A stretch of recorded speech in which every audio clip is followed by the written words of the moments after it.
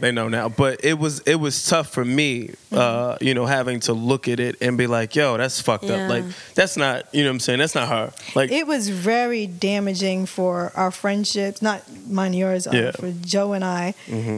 He had a lot more experience in being in front of the camera and knowing how to strategically place certain things. And so I remember the first day actually filming with him, and it was cool. It was like, okay, I can do this. And then I walk out the room and I'm still mic'd up and he's mic'd up, and I'm in another room and they're like touching my makeup up, and I hear him saying, oh yeah, Raqi's gonna woo woo woo woo. And I was like, Raqi's gonna what?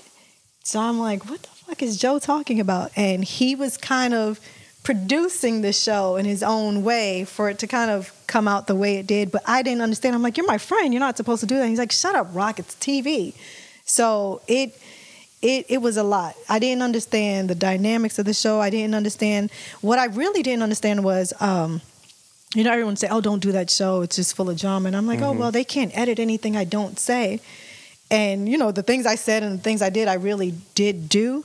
But in a 16-hour production day, you know, they could have me sitting here having this cool-ass conversation with Grassroots, and by hour 16, I'm not fed and I'm on Hennessy, and now I'm going off on you like, bitch, this is taking way too long. And now you're editing just that part every single day. So if you chose me to be the villain, every day, every episode that I'm on, I'm going to be the villain. And I didn't understand that part.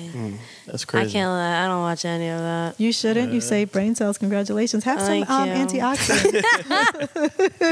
Yeah, that was the only season I really watched outside of Atlanta, because I like Steve. Yeah, I just no, those are some real characters. I don't know. I just don't like drama. I don't like drama in my life. I don't like watching drama on TV. Like I was the kid that like I'd rather watch the Discovery Channel or something like that. Me too. That's what's funny. I'm like the Discovery Channel, the history girl. Like I read books. So for me to go from that to love and hip hop, and it's funny. One of the producers, because I had a moment where it was like a complete mental breakdown. Like, why?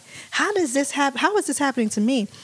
And the producer finally had a moment with me in one of the production vans. It was like, listen, if you call a hoe, there's no fight, there's no resolution. If you call a stripper, it's what it is. But if you call someone who has struggled their whole life and like really hustled their whole life to get to a certain place without being a hoe, without being a stripper, without being this, they're going to fight for their life. So we need that.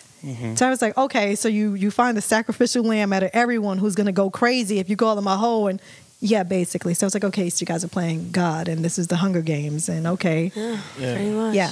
So basically, they kind of orchestrate these, I guess, situations or circumstances based off of your own emotions. It's almost like playing chess with your emotions at that point. Oh, shit, the producers there. I was like, wait, she put fire on. If you're listening, she just lit incense. It's about to get real. I was like, it just got real. Just so you're aware, ladies and gentlemen.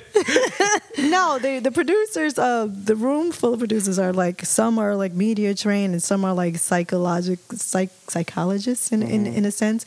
So it's like, yeah, literally when I started interviewing to do the show, it's like, well, what's one thing that you don't want to be, want to be as your character, your role? What's one thing that would like kill you if someone said about you? And I was like, well, don't ever say anything about my son, which was like the trigger.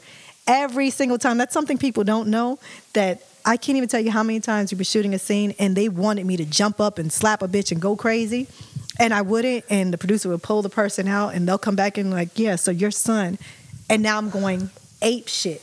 But that's what they wanted to capture. They just wanted me going ape shit. So there's times in the episodes you would see me, like a girl like, what's wrong with you? And I'm like, bitch, I'll kill you. Yeah. But that didn't happen then. It happened because she said something about my kid or whatever it is. Oh.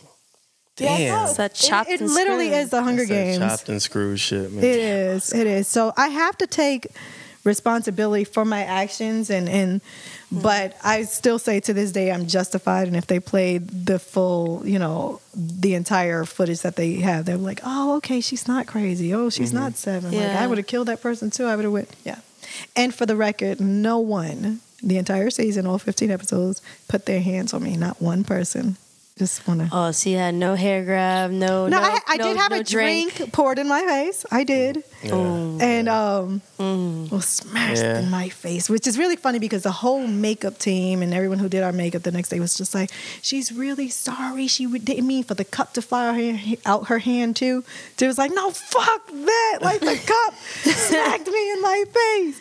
But yeah, it gets real. One thing about reality TV, it's not scripted per se where it's actually written out, but the producers, they build the momentum during the day. It's like, yeah, we know how to trigger her and this, that, and the other. And wait, so when you guys are like talking or in a scene, do they like pull one of you guys aside all the and time. like all the time? So you'll be like, so it looks like you're having a full conversation, but that conversation could be like an hour long, and they pull you out for a second. It's like hours. And like I can say this, for instance, Ebro, Hot 97 Ebro, I actually invited him on the show.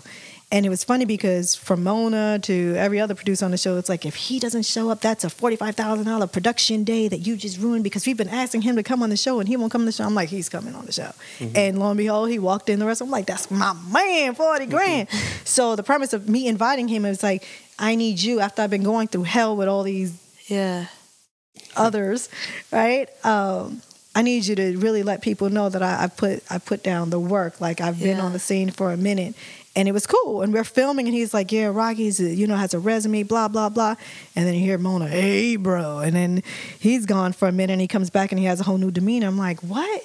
And then an hour later, now we're going back and forth, and I'm like, what's going on? Like, he completely turned on me. And I was just like, wow, you did that for camera? Really? Camera time? But, I found out like maybe a month later that they were offered that weak-ass Hot 97 TV show that they did that flopped. And I was like, oh, okay, I get it. You severed my head for it, do you? Yeah. That's crazy, man. Have some berries. Have some antioxidants. Have some blueberries. That's a wild story.